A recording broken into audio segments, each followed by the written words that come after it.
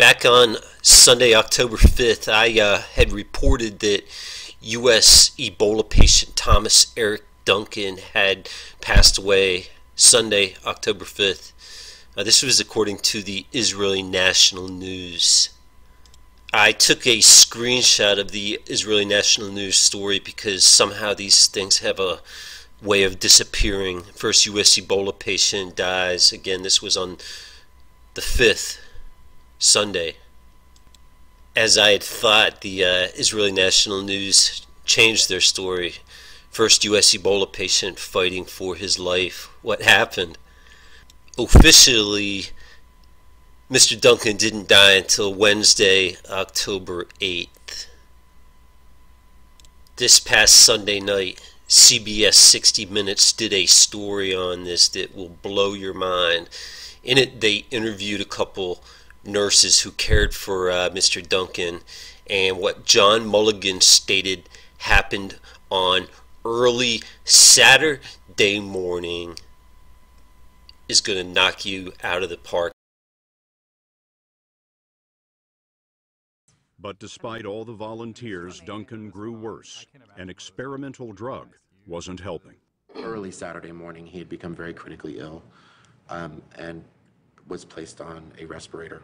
He was intubated. He was intubated. Tube down his throat. Tube down his throat. He had a dialysis catheter placed because he was not making the urine that he needed to. He was heavily sedated, and he had tears rolling down his eyes, rolling down his face, and not just a normal watering from a sedated person. This was in the form of tears. And I grabbed a tissue, and I wiped his eyes, and I said, "You're going to be okay. You just get the rest that you need. Let us do the rest for you." And it wasn't then 15 minutes later, I couldn't find a pulse. And I lost him. And it was the worst day of my life.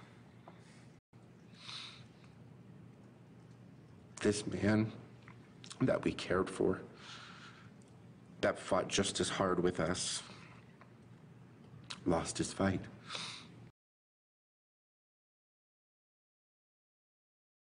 In closing, did Thomas Eric Duncan die early Saturday morning, as reported by John Mulligan in the CBS 60 Minutes clip that you guys just watched?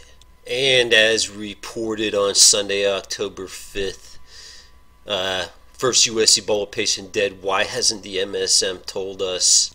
In which I asked, is this how America finds out we should be trusting the news from another country more than our own MSM? We do know that the CDC attempted to hide this illness from America in the first place.